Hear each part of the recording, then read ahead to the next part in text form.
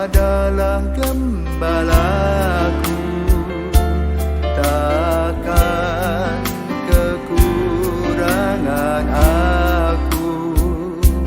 Ia membaringkan aku di padang berumput hijau. Saudara-saudari yang terkasih di dalam Kristus, selamat pagi. Salam jumpa lagi dalam Sabda Siap Saji, Senin 6 Februari 2023, di mana kita memperingati Santo Paulus Miki, seorang martir.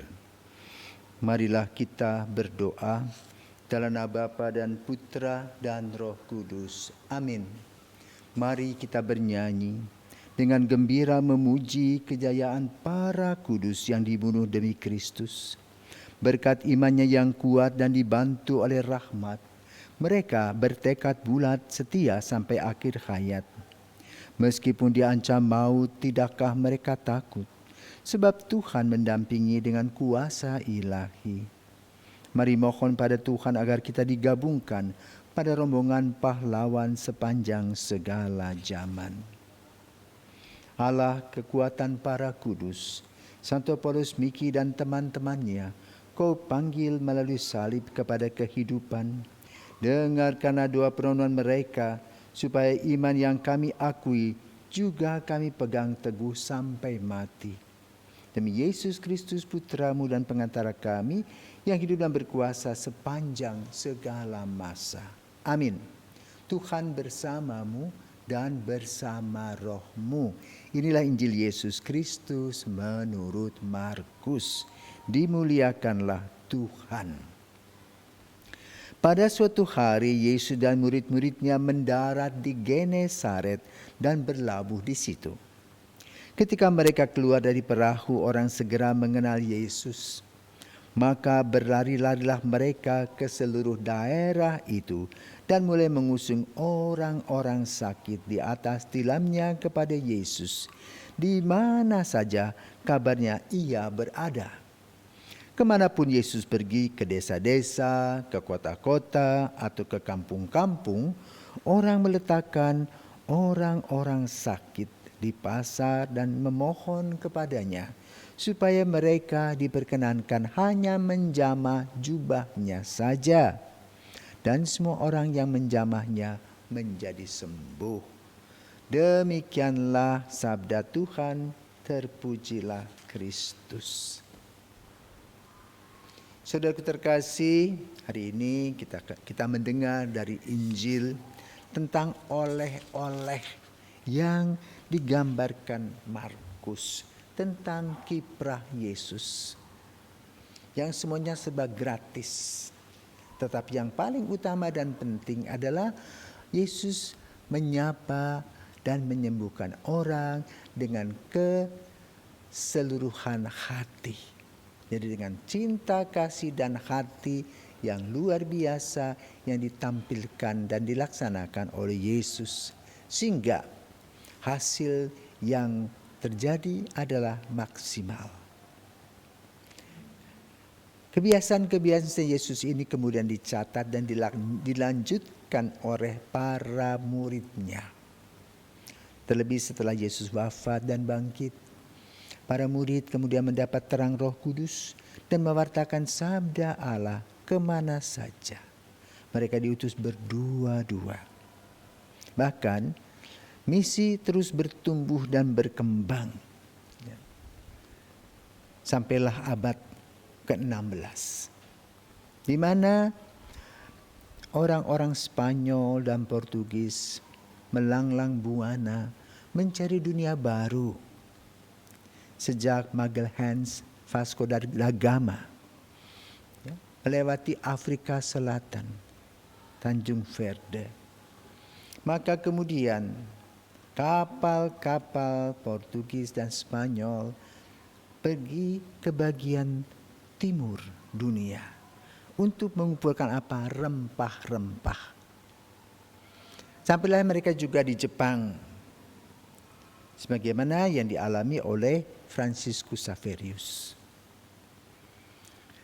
ada sisa-sisa Yesuit tinggal di Jepang.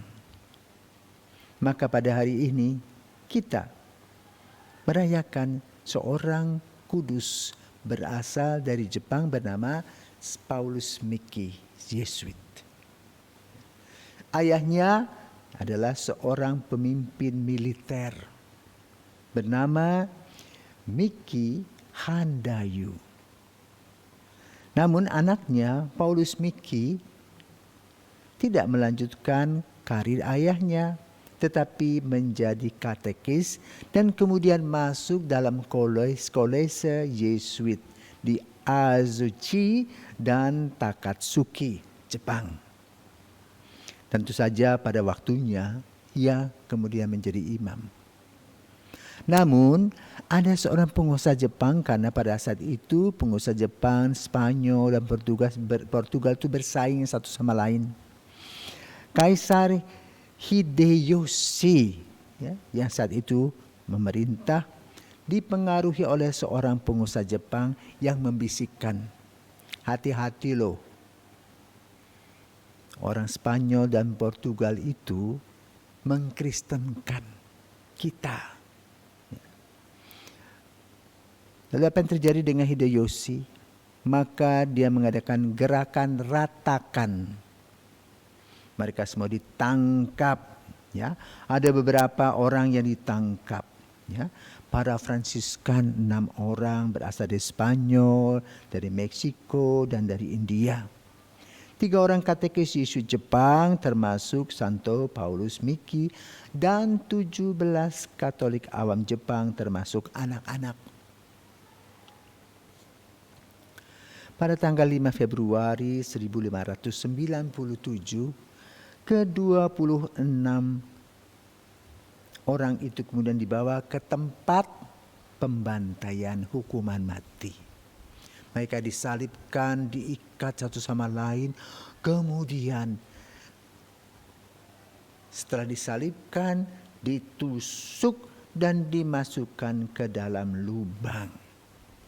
Namun pada saat terjadinya peristiwa tersebut, mereka menyanyikan lagu Te Deum, terpujilah Tuhan.